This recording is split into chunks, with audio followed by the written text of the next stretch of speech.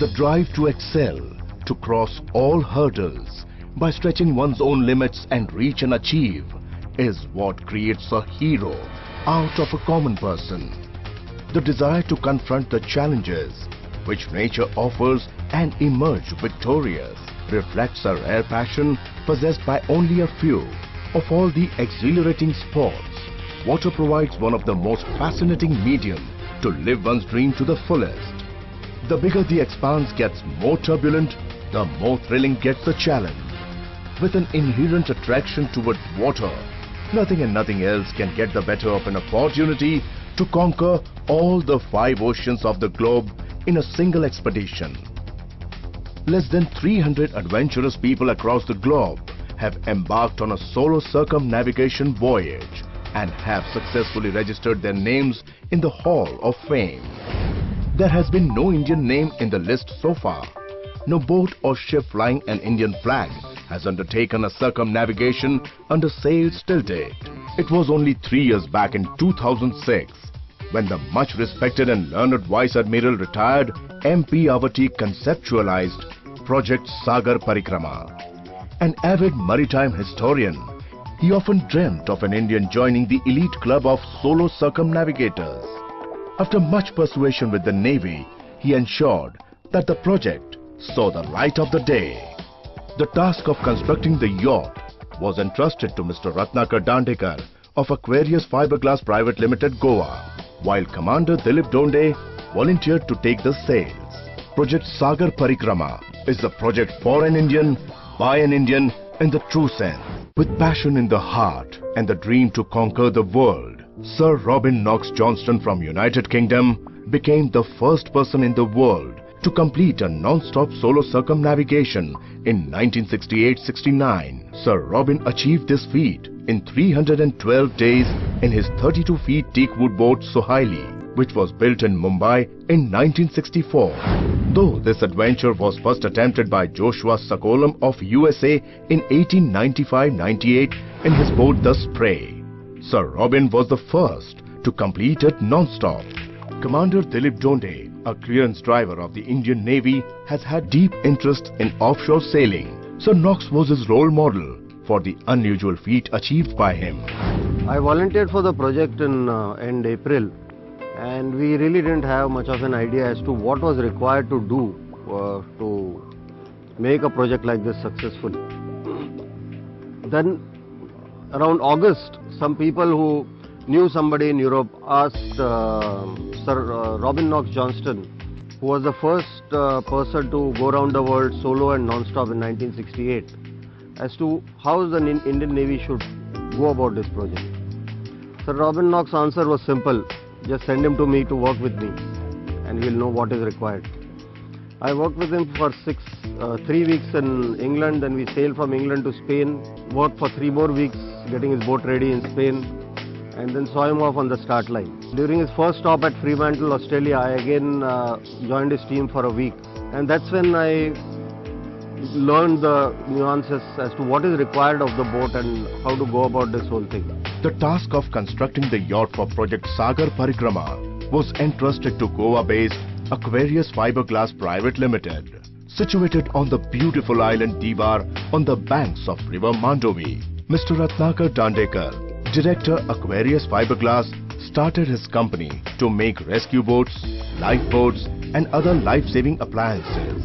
After making its first rescue boat in 1995, Mr Dandekar has not looked back.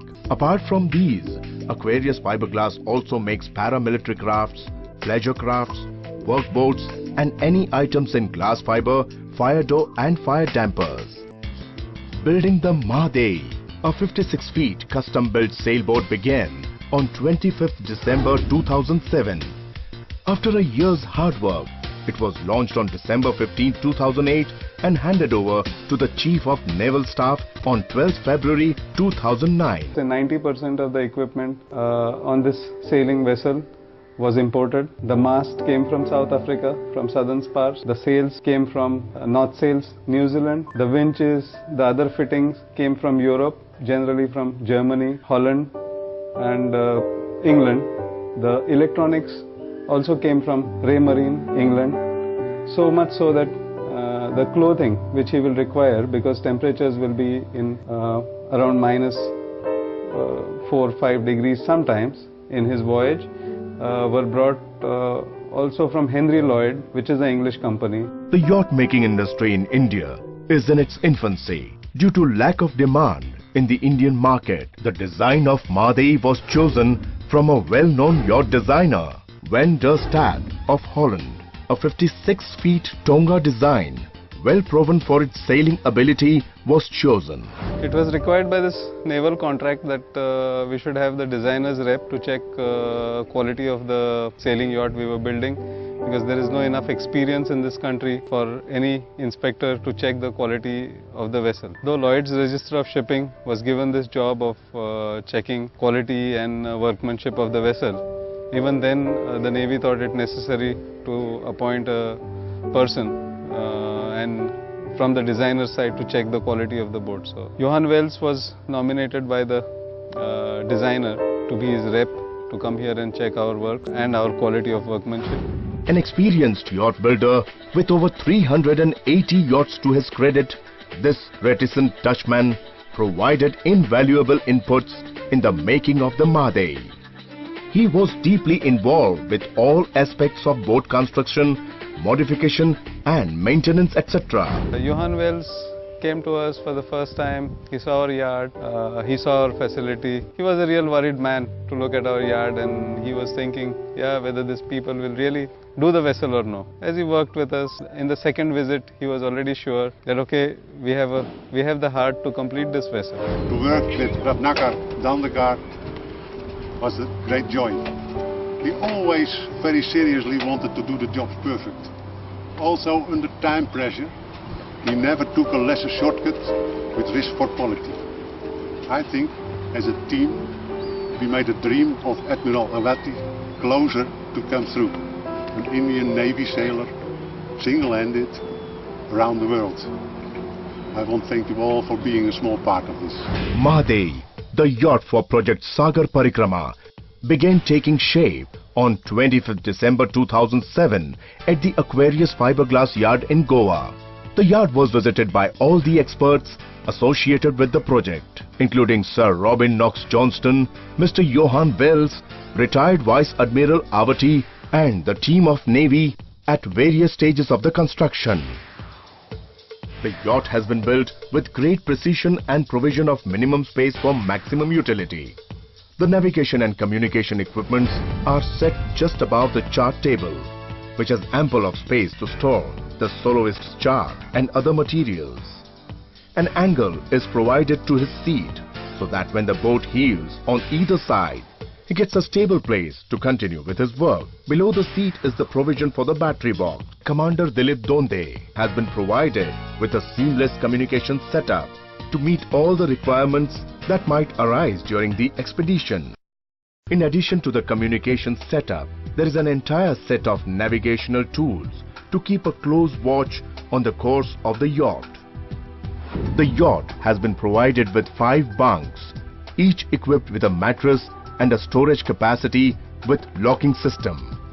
There is ample space available to keep a tool saddle bag comprising different types of tools. The storage can be used for keeping the required technical gadgets, magazines, technical literature and other useful items. LED lights, which consumes less power and provide sufficient light, are placed at the center of each bunk for ease of access. The auxiliary engine of the yacht is installed beneath the stairs. In addition, a fully equipped galley has been provided in the yacht. A gas top with an oven attached has been placed in gimbals so that the utensils don't fall off as the yacht rolls and pitches. It has a big enough compartment to store raw food and a small basin with taps providing water for cooking and cleaning. There is a provision of reverse osmosis plant which converts the salty sea water into potable fresh water. It works on yacht's main batteries. This can generate 60 liters of fresh water in an hour, sufficient to take a bath of fresh water every day. A small corner has been especially designed for a toilet, which again is fully equipped along with a small wash basin, water closet and storage space. Adequate safety measures have been deployed on board. There is a search and rescue transponder, an emergency position indicator radio beacon. Both of them need to be activated in an emergency condition if one intends to abandon the ship. Apart from this, Commander Donde will be carrying very special sailing clothes and shoes. MHADEI will be sailing with Commander Donde around the world, covering a distance of over 40,000 kilometers, 21,600 nautical miles in a span of 8 months, and coming back to the starting point Mumbai after the circumnavigation.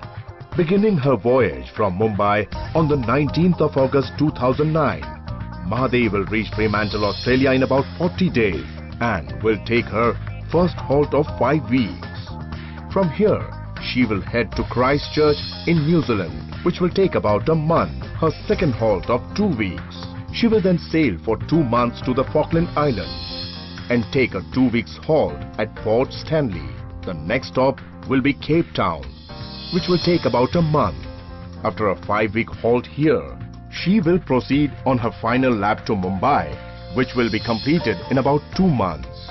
During this voyage, MHADEI will sail across all the meridians once and twice across the equator.